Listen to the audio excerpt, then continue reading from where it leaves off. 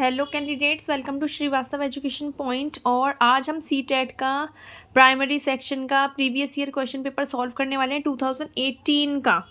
जो EVS pedagogy है हम मिशन सीटेट की क्लास में सॉल्व कर रहे हैं, वही क्वेश्चंस हम आज भी स्टार्ट करेंगे। ये स्टार्ट करने से पहले अगर आपने मेरे चैनल को सब्सक्राइब नहीं किया है तो चैनल को सब्सक्राइब और वीडियो को लाइक ज़रूर करें।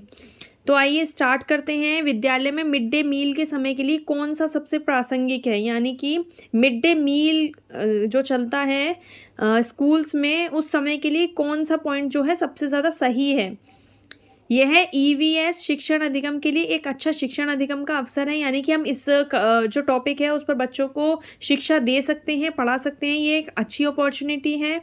यह उन बच्चों के लिए जो बच्चे विद्यालय में खाली पेट आते हैं, ये नहीं है। यह शिक्षक अधिगम के बहुत से मूल्यवान समय को बर्बाद करता है, गलत।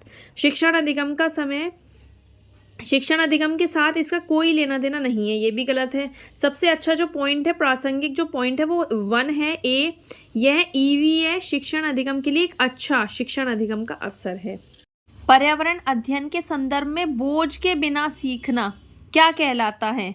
ईवीएस पाठ्यपुस्तकों में अध्यायों की कम संख्या, यानी कि पर्यावरण अध्ययन के संदर्भ में बोझ के बिना सीखना, यानी कि बहुत सारे बच्चे जो हैं पढ़ाई को बर्डन ना समझें, जो सीखना है लर्निंग को बर्डन ना समझें। तो उसके लिए हमें क्या करना है, कौन सा पॉइंट सही है। ईवीएस पाठ्यपुस्तकों में अध्यायों की कम संख्या, अबोध का भार कम करने की ज़रूरत है। हाँ, ये हमें अबोध का भार कम करने की ज़रूरत होगी, अध्यायों को कम करने की ज़रूरत नहीं है। ईवीएस पाठ्यक्रम को आधा कम करने की ज़रूरत है, नहीं, ऐसा भी बिल्कुल नहीं है। अगर हम आधा कर देंगे तो बहुत सारे जो इंपॉर्टेंट पॉइंट्स हैं वो सारे हट जाएंगे। स्कूल बैग का कम वजन, ये भी गलत होगा। सबसे कम जो है वो अबोध का भार कम करने की ज़रूरत, यानी कि बच्चों को इंटरेस्ट होना चाहिए पढ़ाई में। मतलब बच्चों का इंटरेस्ट हमें क्रिएट करना है जिससे वो इंटरेस्ट से पढ़ाई करें, पढ़ाई को जो है वो बर्डन ना समझें। तो इसमें पॉइंट बी बिल्कुल करेक्ट होगा। ईवीएस कक्षा में समूह में सीखने का क्या उद्देश्य है। कम और उच्च प्रदर्शन करने वाले छात्रों को अलग करना और उपचारात्मक शिक्षक देना। पेडागोजी में आपको ये बात तो बहुत अच्छे से जाननी होगी कि कोई से भी जो स्टूडेंट्स हैं उनमें कंपैरिजन नहीं करना है। बहुत सारे बच्चे जो हैं वो जल्दी सीखते हैं, बहुत सारे बच्चे देर से सीखते हैं, इसलिए बच्चों में कंपैरिजन नहीं करना है, उनको छांटना नहीं है, अलग नहीं करना है, या अलग तरीके की शिक्षा नहीं देनी है कि जो जल्दी सीख लेते हैं उनके लिए अलग क्लास बनानी है और जो देर से सीखते हैं उनके लिए अलग क्लास। ऐसा बिल्कुल भी नहीं करना है। सारे बच्चों को एकीकृत करके शिक्षा देनी है, इसीलिए ए पॉइंट हो जाता है बिल्कुल गलत।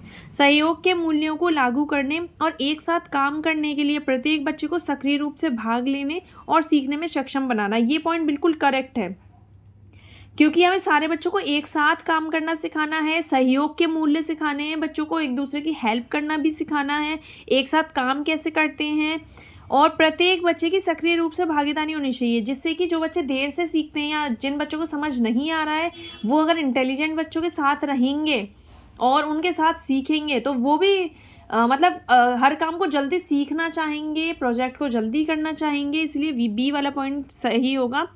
आगे वाले पॉइंट्स भी पढ़ लेते हैं एक बार। छात्रों को आसानी से प्रबंधित करना और वर्कलोड को कम करना, ये गलत है। कभी भी हमें किसी भी चीज़ के लिए बच्चों को रोकना नहीं है या वर्कलोड को उनके कम नहीं करना है, उन्हें एक्सप्लेन करना है, मैनेज करना है कि उन्हें वर्क को कैसे करेंगे वो। लड़के और लड़कियां अलग अलग सीख सकते हैं, बिल्कुल गलत है। जेंडर वाइज आपको बिल्कुल भी नहीं करना है। पेडागोजी में आप एक जो पॉइंट है वो तो यही कंफर्म कर लो, बिल्कुल रट लो कि इसको जेंडर वाइज तो बच्चों को करना ही नहीं है। लड़की और लड़के दोनों ही जेंडर जो हैं वो एक समान होते हैं और उन्हें एक साथ ही सिखाना है। ये नहीं करना कि लड़के ये चीज़ें ज़्यादा जल्दी सीखेंगे, ये चीज़ गलत सीखेंगे। बहुत सारे क्वेश्चन प्रीवियस ईयर में आए हुए हैं जेंडर वाइज के, तो आप ये वाला टॉपिक तो बिल्कुल क्लियर कर लो कि जेंडर वाइज आपको नहीं होना है। दोनों बच्चे, सारे बच्चे ही मतलब एक समान है, बॉयज़ भी और गर्ल्स भी। बाला का पूरा नाम है अधिगम सहायक के रूप में ब्रेल, अधिगम सहायक के रूप में बिल्डिंग, ये वाला ठीक है, बिल्डिंग एज लर्निंग एड। वैकल्पिक ढांचे का क्या अर्थ है। विचार जो अवधारणाओं के औपचारिक रूप से स्वीकृत स्पष्टीकरण से अलग हैं। वर्तमान में वैज्ञानिकों और सामाजिक वैज्ञानिकों द्वारा आयोजित विचार, सभी विचार जो दृढ़ता से बच्चों द्वारा अर्जित किए जाते हैं। विभिन्न भौतिक घटनाओं का पाठ्यपुस्तक स्पष्टीकरण। इसमें ए वाला सही होगा। वैकल्पिक ढांचे का क्या अर्थ होता है? ऐसे विचार जो अवधारणाओं के औपचारिक रूप से स्वीकृत स्पष्टीकरण से अलग होते हैं।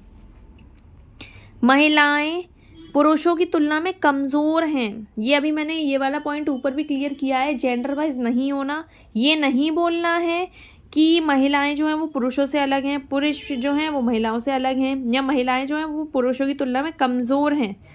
ऐसा तो बिल्कुल भी नहीं सोचना है, क्योंकि ऐसा कुछ होता भी नहीं है। और ये जो है वो रूढ़िवादी अवधारणा का रूप है, क्योंकि पहले लोग ऐसा मानते थे, अब ये सब लोग नहीं मानते हैं। तो ये है इसमें जो है डी जो पॉइंट है मिथक, ये एक मिथक है, गलत है ये। वैज्ञानिक तथ्य नहीं है, रूढ़िबद्ध धारणा नहीं है, अंधविश्वास नहीं है, मिथक है ये। तो इसमें जो होगा हमें मिथक लिखना है।